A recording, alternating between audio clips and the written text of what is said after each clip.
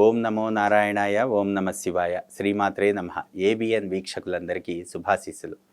సహజ సిద్ధంగా ఏదైనా గృహ నిర్మాణం చేసేటప్పుడు మనం గృహ నిర్మాణం చేసేటువంటి ఆ యొక్క స్థలం భౌగోళిక నైసర్గిక స్వరూపం ఎలా ఉంది అనేటువంటిది చూసుకోవాలి.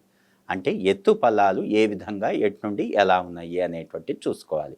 అదేవిధంగా దిక్సూచిలో ఆ యొక్క డైరెక్షన్ అనేటువంటిది చూసి ఏదైనా యాంగులర్ డీవియేషన్ ఉంటే దాన్ని సరి చేసుకుని దిక్కులు తెగకొట్టడం అంటారు. అంటే వాస్తు పరిభాషలో దిక్ నిర్ణయం అంటారు. ఆ దిక్ నిర్ణయం అనేటువంటిది చూసుకొని దానికి తగ్గట్టుగా మాత్రమే మనం కన్స్ట్రక్షన్ అనేటువంటిది చేసుకోవాలి. అంటే ఉదాహరణకి ఏదైనా కంపాస్లో చూసినప్పుడు ఒక తూర్పు రాజవీధి అనేటువంటిది కనుక తీసుకుంటే ఆ యొక్క కంపాస్లో చూసినప్పుడు ఎగ్జాక్ట్గా రోడ్ అనేటువంటిది నార్త్కి కౌంటర్ క్లాక్ వైజు లేకపోతే క్లాక్ వైజు ఎగ్జాక్ట్గా 90 అనేటువంటిది ఉండకుండా కొంత డిక్లినేషన్ అనేటువంటిది ఉంటుంది. అలాంటప్పుడు ఈస్ట్ అనేటువంటిది నార్త్ ఈస్ట్ వైపు వచ్చినట్టుగా అనుకుందాం అనుకోండి. ఉదాహరణకి మనం ఇల్లు అనేటువంటిది ఈస్ట్ వైపు తిప్పి కట్టుకుంటామా? చాలామందికి ఒక సందేహం. కంపాస్లోనేమో ఈస్ట్ అనేటువంటిది ఎగ్జాక్ట్గా నార్త్ ఈస్ట్ మూలలో చూపిస్తుంది. అలాంటప్పుడు ఆ ఇల్లు అనేటువంటిది మొత్తం తిప్పి ఈస్ట్ వైపుకి తిరిగి కట్టుకోవాలా? దాన్ని బట్టి కిచెన్ అనేటువంటిది ఆగ్నేయం మూల కాకుండా ఎగ్జాక్ట్గా ఇట్లా తిప్పి మధ్యలో వస్తుందా? మాస్టర్ బెడ్రూమ్ అనేటువంటిది సౌత్ వెస్ట్ కార్నర్లో కాకుండా ఆ ఇంటికి మధ్యలో వస్తుందా? ఇవన్నీ కూడా చాలా సందేహాలు. అయితే ఇక్కడ ఈస్టు అనేటువంటిది మూలకి చూపించినా కూడా మనం ఇక్కడ ఆ యొక్క రాజవీధికి పర్పెండిక్యులర్గా మాత్రమే ఇల్లు అనేటువంటిది కట్టుకోవాలి. ఇది చాలా ముఖ్యంగా గుర్తుపెట్టుకోవాల్సినటువంటి విషయం. ఈస్ట్ అనేటువంటిది మూలకి చూపించింది కదా అని చెప్పేసి ఎప్పుడూ కూడా ఇల్లు అనేటువంటిది అలా తిప్పి ఆ యొక్క ద్వారబంధం అనేటువంటిది మూలను చూస్తూ పెట్టుకోకూడదు. మూలలు అధమం. ఇక్కడ స్థలపద మూల గుర్తుపెట్టుకోవాలి. దిక్కు వేరు, స్థలపద మూల వేరు. స్థలపద మూలని చూస్తూ ద్వారబంధం అనేటువంటిది పెట్టకూడదు. మూలల అధమం కాబట్టి ఆ ద్వారబంధం అనేటువంటిది మూలను చూస్తే ఆ ఎంట్రీ అనేటువంటిది ఎలా వస్తుంది?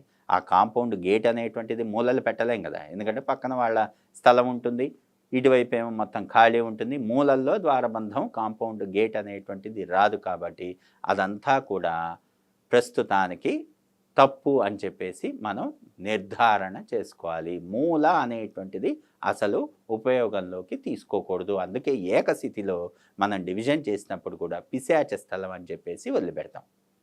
అంటే 81 భాగాలు చేసి చుట్టూ ఉండేటువంటి 9 భాగాలు తీసేస్తున్నాం. ఎందుకు? మూలలు తీసేయాలి. మన కన్స్ట్రక్షన్ చేసేటువంటి కన్స్ట్రక్షన్ ఎప్పుడు కూడా మనుష్య స్థానం నుండి మాత్రమే స్టార్ట్ అవ్వాలి. మనుష్య స్థానం నుండి గృహ గర్భం వరకు మొత్తం ఎలాంటి దోషం లేకుండా ఆ యొక్క రైట్ పొజిషన్లో రైట్ యాక్టివిటీస్. అందుకే టాయిలెట్స్ కూడా ఇంటి లోపల చేసినప్పుడు లోపలికి తీసుకోం టాయిలెట్స్ అనేటువంటిది. టాయిలెట్ ఒక వాల్ అనేటువంటిది కంపల్సరీగా క్షేత్రపదం అవుట్ సైడ్ వాల్ అయి ఉండాలి. అందుకే ఎప్పుడు బయట వైపుకే టాయిలెట్స్ తీసుకుంటాం. గృహ గర్భానికి దగ్గరగా మనం టాయిలెట్స్ ఎప్పుడు కూడా డిజైన్ చేయము. దీనికి రీజన్ అదే.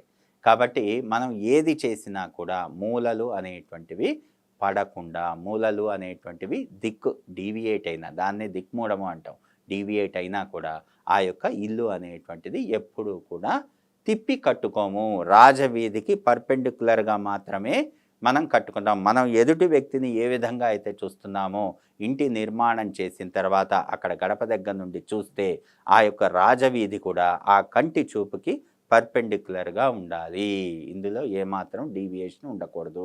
అందుకే దిక్ నిర్ణయం చేసుకునేటప్పుడు చాలా జాగ్రత్తగా చూసుకోవాలి. అదేవిధంగా ప్రధాన ద్వారం అమరికా విధానం కూడా అందుకే చాలా జాగ్రత్తగా చూసుకోవాలి. ఉచ్చ స్థానంలో మనం డివిజన్ చేసి ఆ యొక్క రాజవీధికి తగ్గట్టుగా ఏ స్థానంలో అధిదేవత ఉందో అక్కడ మాత్రమే పెట్టుకోవాలి. అధమం నుండి మనం ఎప్పుడూ కూడా ఇంటికి బయటికి వెళ్ళకూడదు. అంటే ఇంటి నుండి బయటికి రోడ్డు మీదకి వెళ్ళకూడదు.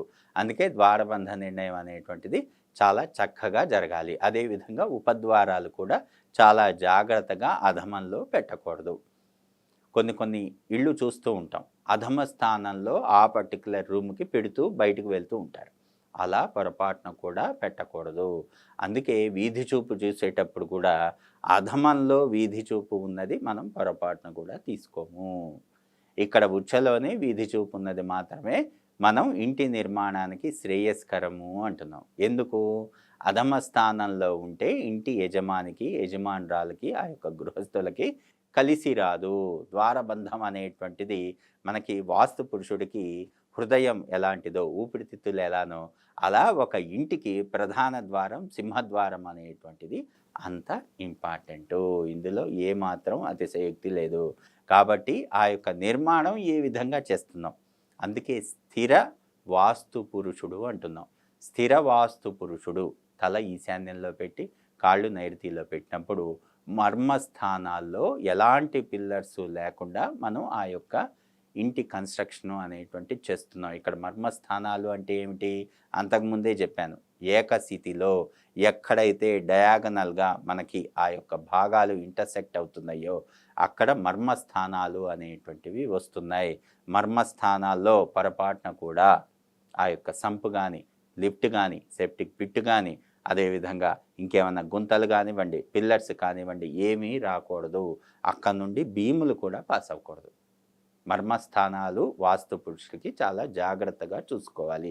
అందుకే ఇంటి నిర్మాణం చేసేటప్పుడు, ప్లానింగ్ చేసుకునేటప్పుడు కంపల్సరీగా మ్యాండేటరీ థింగ్ లాగా మనం 81 డివిజన్స్ చేసి పిశాచ స్థలం వదిలి ప్రదక్షిణ వాస్తు అనేటువంటి సూత్రాన్ని పరిగణలోనికి తీసుకొని ఎక్కడి నుండి స్టార్ట్ అయ్యి ఎక్కడి వరకు ఎండ్ అవ్వాలి అనేటువంటిది పూర్తిగా నిర్ధారణ చేసుకుని మాత్రమే ప్లానింగ్ అనేటువంటిది వేసుకోవాలి.